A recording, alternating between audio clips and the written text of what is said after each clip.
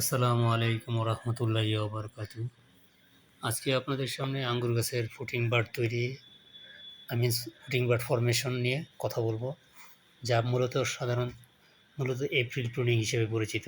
April মাসে আমরা যখন আঙ্গুর গাছ হারভেস্ট করে ফেলি, তারপর আমরা একটা প্রুনিং করে থাকি। প্রুনিং করে নতুন গাছে আমরা পরবর্তী বছরের জন্য গাছটাকে তৈরি করি, কীভাবে বাড ফরমেশন করা যায় এবং সেই বাড থেকে ফল নেওয়া যায়। তো এটাকে আমরা ৬ মাসের ভিতরে যদি আমরা সময় দিয়ে করতে পারি, তাহলে ৬ মাস পরে আমরা আবার পরবর্তী প্রুনিং থেকে ফল নিতে পারি।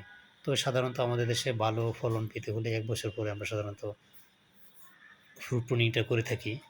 তো ফ্রুট প্রুনিং করার অবশ্যই ৬ মাস থেকে ৭ মাস পূর্বে আমাদেরকে ফরওয়ার্ড প্রুনিং বা এপ্রিল প্রুনিং করতে হবে। তো এক্ষেত্রে আমাদেরকে যে ক্রেন থেকে যে ব্রাঞ্চগুলো বের হয়, সেই ব্রাঞ্চগুলো আমরা সাধারণত অনেক বড় করে থাকি, লাউয়ের মাচার মতন করে বাগান তৈরি করার চেষ্টা করি। তো আমরা সঠিক প্রুনিং না করতে পারার কারণে গাছ শুধুই বড় হয়, কিন্তু ফলের পরিমাণ কম থাকে। আমি অনেক বাণিজ্যিক বাগানে এরকমই পরিস্থিতি দেখেছি। তো আমার এই ভিডিওতে আপনার বিভিন্ন পয়েন্টে দেখেন, আমি তীর-চিহ্ন দিয়ে দেখিয়েছি যে কোন জায়গাতে কী আছে।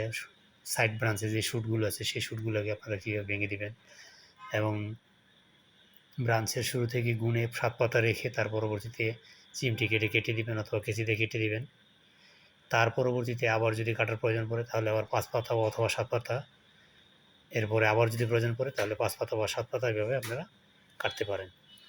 মনে রাখবেন, বিভিন্ন জাতে আপনার ২ নম্বর বাড থেকে ৭ নম্বর বাড পর্যন্ত ফলন এসে থাকে। এর পরবর্তী যে বাডগুলোতে ফুল বা ফল আসে, সেগুলো আপনার কখনোই আপনার টেস্টি হবে না।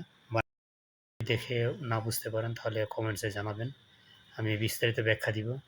এটা কেন করবেন, করলে কী লাভ, সেটা সম্পর্কে আমি বিস্তারিত ভিডিও দিব, কিন্তু ভিডিওটা খুব সংক্ষিপ্ত আকারে করার কারণে আমি বিস্তারিত বর্ণনা দিতে পারিনি।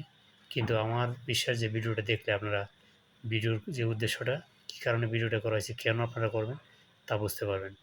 আমি প্রথমেই বলেছি যে এটা এপ্রিল প্রুনিং, মানে আপনার এপ্রিল প্রুনিং বা ফরওয়ার্ড প্রুনিং বলা হয়। তো আপনার ফ্রুট প্রুনিং যখন আমরা করি জানুয়ারি বা ফেব্রুয়ারির দিকে, তার অবশ্যই ৬ থেকে ৭ মাস পূর্বে আপনারা এটা করতে পারেন। অর্থাৎ এপ্রিল এবং মে মাসের জুড়েই আপনারা এটা করতে পারবেন। তো এরপর বর্ষাকালীন আপনার গাছের ভালো গ্রোথ হবে। সেই গ্রোথকে স্টপ করা এবং গাছের ভালো বাড তৈরি করা এবং সুস্থ সবল বাড যদি আপনি অক্টোবর পর্যন্ত বা এরপর পর্যন্ত নিয়ে যেতে পারেন। দেখেন এই ভিডিওর শেষ দিকে এখানে দেখেন বাডগুলো দেখা যাচ্ছে, আমি আঙ্গুল দিয়ে এবং এদিকে দেখিয়েছি।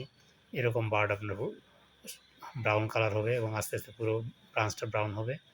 গাছটা অনেক সুন্দর একটা শেপে আসবে এবং পরবর্তী বছরে আপনি প্রুনিং করার পর আপনারা যদি ডরমেক্স দেন, তাহলে অতি দ্রুত সব বাড এক সমানভাবে ফুটে যাবে।